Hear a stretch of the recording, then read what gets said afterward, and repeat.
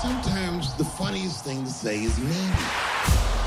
Remember, I'm not saying it to be mean. I'm saying it because it's funny. Let's play.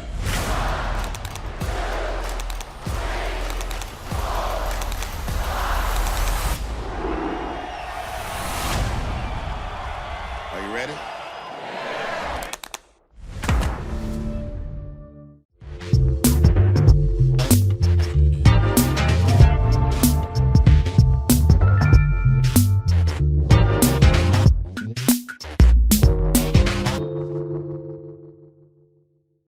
Don't forget who I am. Don't forget what I am. I am a black dude. And don't ever forget how I got here.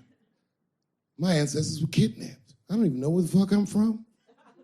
They were put on the bottom of boats. They sailed them across the Atlantic. Many of them died.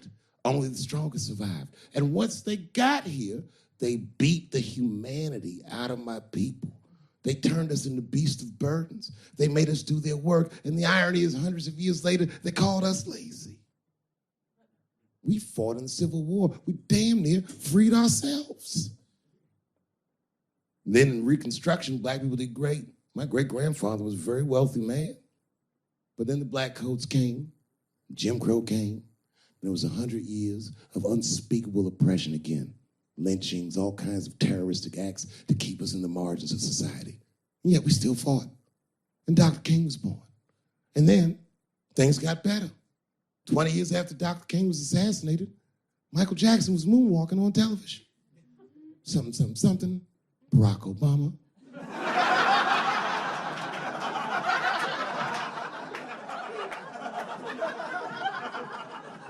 And Donald Trump, and now here we all are.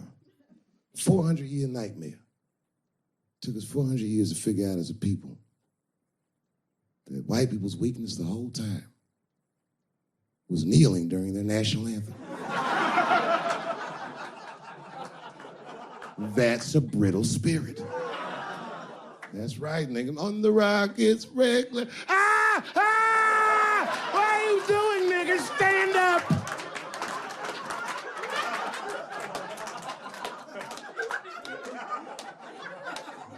The Vice President of the United States got involved. Mike Pence got involved. He went to the game himself. These niggers will have to stand when they sing that. And all them football players looked up in the stands and saw Mike Pence and said, Mike Pence, come on, y'all. Wu-Tang.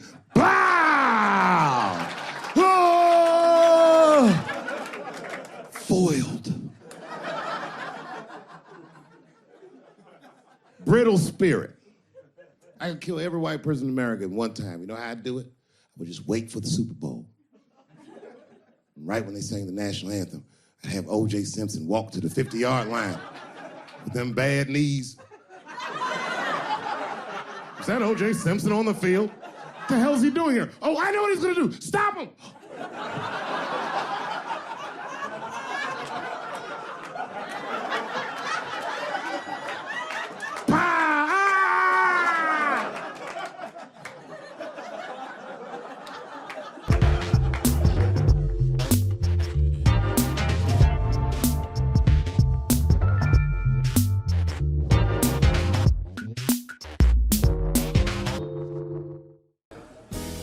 I'll do 2 hard-boiled eggs. That's funny. Hard-boiled eggs. Hard-boiled eggs are great, but people don't order them. I don't know. You just find them in the fridge. It's like the safest way. Yeah. Because the guy never touches the eggs. Oh, it's untouched. Yeah, it's a weird road tick. So, how's this quitting smoking thing gonna happen? How's this gonna work? This is my plan. It was my exit straps. Okay. So that you still get the fixation of it. What is the situation of maximum physical distress that you ever did a set? I was about to go on stage, and like, as they're like, it's all the ballyhoo, Dave Chappelle. It's not a big gross. Suddenly I had to like take a shit really bad. But I'm getting ready to go out. So the question is, can I wait an hour? Yeah. But it was that precarious. I don't know if I ate something, Yeah. but I did it. You made the hour. Yeah. And then I said, good night, everybody. I got off stage. I walked directly off stage, jumped in the car, had to find my fucking hotel like a time bomb. Why didn't you go to the dressing room? Because I have a weird quirk of like, I just can't do that. You have no road game. Yeah. You only play home game. This is one of the great things about the rectum. The rectum, it's really got the worst job in the body. It's the lowest rung of the ladder. You have one job. You got one job. You stay shut. Yeah. But the amazing thing about it is that it does have a little social awareness of things that need to be dealt with. That's absolutely. It's like it knew, look, I'm just a rectum, but I see there's a show going on here, and I'm gonna have to hang to this show. So even though he's on this very low level, there's a little awareness. I understand. Guys, hold up. He's got a show. He's got 10 more minutes. What do you mean, hold up? It's none of your business. I'm in charge here. There was a thing you said in the interview. It was a funny imagery. You said, maybe my show will be one of those shows that just gets yellow. Do you? Yeah. Like The Odd Couple. Yeah. Yeah. Because it's such a precise detail. I knew exactly what. It's gonna get yellow. Everybody who has ever done a TV series never stops whining. How hard? Wasn't it so hard? Yeah, it was hard. But when we created something and contributed something, do you feel a little obligated? Like, if you're able to contribute that, maybe you should do it. It's sometimes the offering drives. Like, if I had an idea, like, it's a drive, but it's just like the idea says, get in the car. And I'm like, where am I going? Right, yes. And the idea said, I don't know, don't worry, I'm driving. And then you just get there. The idea is driving. Sometimes I'm shotgun, sometimes I'm like in the trunk. The idea takes you where it wants to go. That's great. And then other times, you know, there's me, it's my ego, like, I should do something. I should be driving. Yeah. And That's not good. No, because there's no idea in the car. Right. It's just me. That formula doesn't work. If the idea is in the car honking, going, let's go, it pulls up in front of your house. That's exactly right. Right? And you're in your pajamas. You get dressed. Ready? I'm not ready. No, but you can go like this. Where we going? Don't worry about it. You'll see. Yeah, all right.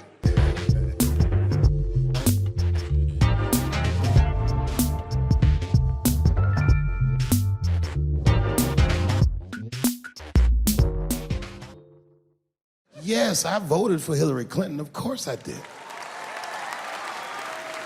I voted for her because I liked what she said vastly better than I liked what he said.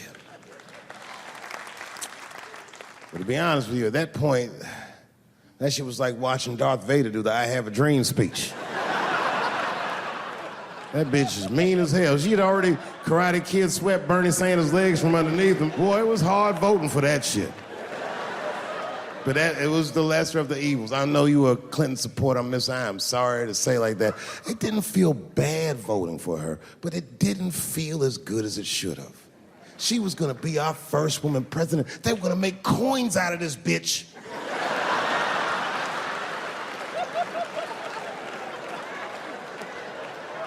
And somehow she just missed the dunk. Of course she should have beat him. Of course she should have beat him. You know what voting for her felt like? It was bittersweet. It felt like I was lucky enough to eat Halle Berry's pussy. And whilst I was doing so, she fucking farted in my face, man.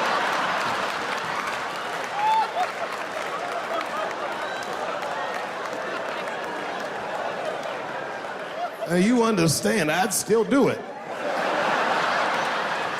But boy, I wish she didn't fart in this great nation's face. I voted that day, and then that same day I flew to New York City. I had work.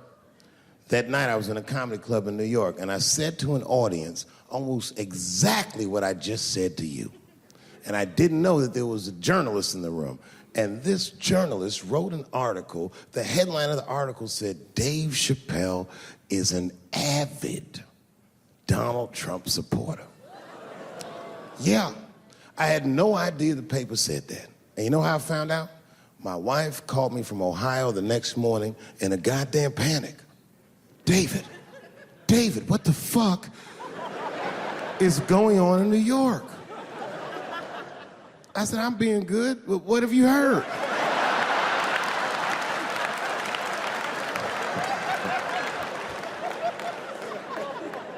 And my wife said, the paper is saying that you're a Donald Trump supporter. I was like, whew.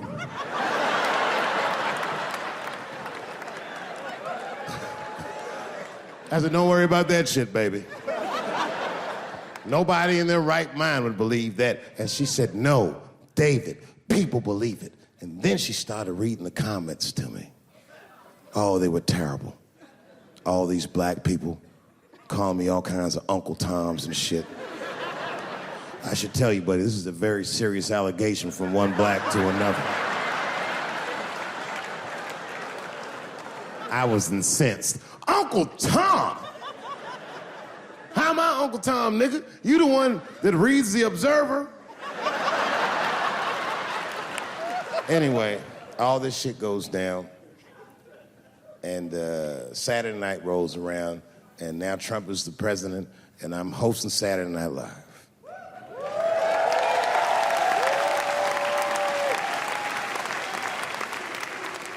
And I didn't really prepare my monologue, I just kind of winged it. And at the end of the monologue, I don't even remember what I said. I said something like, fuck it, we're historically disenfranchised and we're gonna give him, something about we're gonna give him a chance if he gives us a chance. I don't know what I said, but whatever I said, I really wish I didn't say that shit. It was not worth the trouble. Now I walk into the barber shop and all them black people just be looking at me like, yo, Dave, what's up with your boy? Yo, nigga, yo! Not my boy. Because I don't care if you're a Republican or Democrat, if you support him or not, any objective person is going to have to admit that this motherfucker is having a terrible go of it. It really is. We've had presidents before that have done bad jobs, but this shit is worse than a bad job. It's scary to watch. Holy shit, it's like seeing a crack pipe in your Uber driver's passenger seat.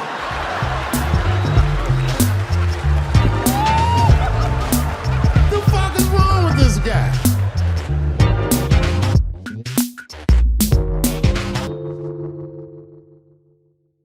I have a great reputation in show business, but in comedy, I'm what's known as a lazy comedian, which is crazy because I work all the time, but that's not why they call me lazy. They call me lazy because I'll do shows sometimes, 20,000 people be in the crowd, and I'll tell a joke, and they'll all look at me like I'm crazy, but 3 or 4 people will laugh really hard, and I'll be on stage like, yeah, that's good enough.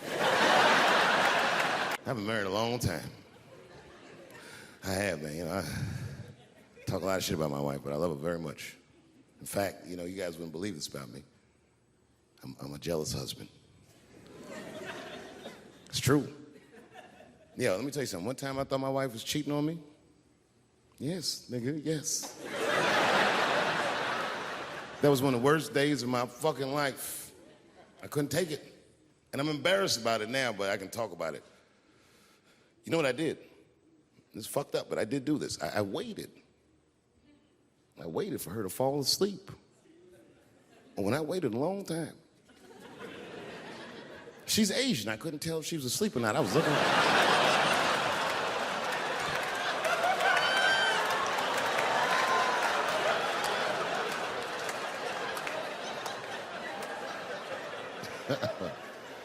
And when I was sure she was asleep, you know what I did? I stole the iPhone. Took it downstairs and started trying out passwords to see if I could open it. I couldn't figure out the password. Then I remembered it's iPhone. This shit has facial recognition. I was just like, oh. And that shit opened right up. I'm so good at writing jokes, and this is not even an exaggeration. I actually write jokes backwards. I will write a punchline with no particular setup in mind. I'll just put it on a scrap of paper, and I'll throw that scrap of paper in my fishbowl. I have a fishbowl in my house filled with random punchlines. And every once in a while, I'll shake the bowl, and I'll dig in there and just pull one out and see if I can make that shit work. And I picked one for this special. It's not an easy punchline to pull off. Are you ready? Yeah. Here it goes. The punchline is, so I kicked her in the pussy.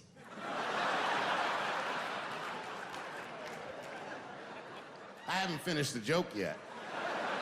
I just know whatever happens in the beginning of the joke, at the end of the joke, for some reason, I'm gonna kick somebody in the pussy. And it's going to be hilarious.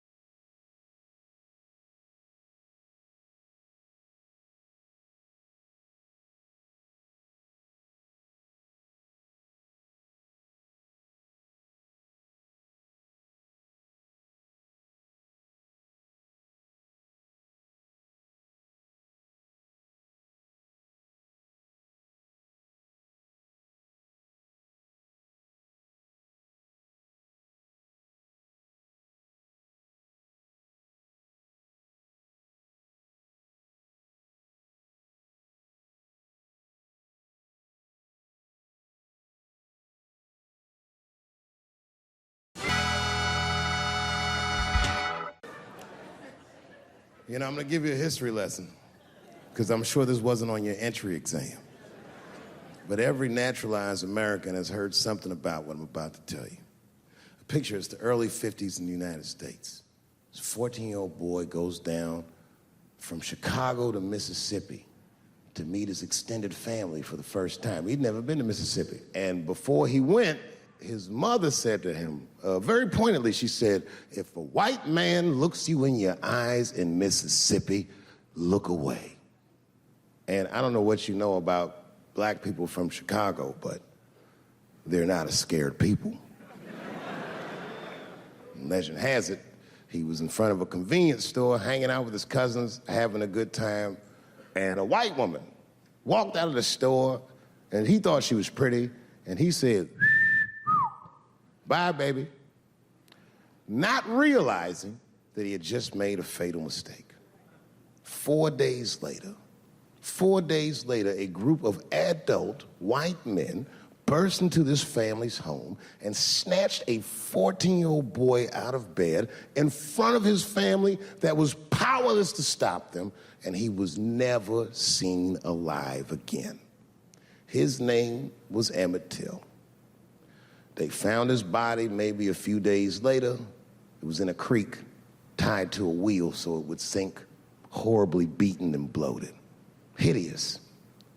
And lucky for everybody in America, his mother was a fucking gangster. She was.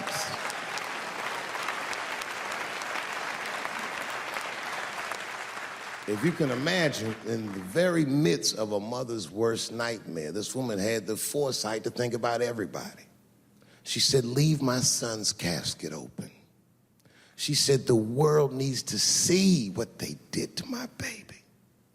And every publication here in the United States, from Jet Magazine all the way to the New York Times, had this boy's horribly bloated body on its cover. And if our civil rights movement was a car, this boy's dead body was premium gas. This was a very definitive moment in American history where every thinking and feeling person was like, ugh, we gotta do better than this. And they fought beautifully, and here we all are.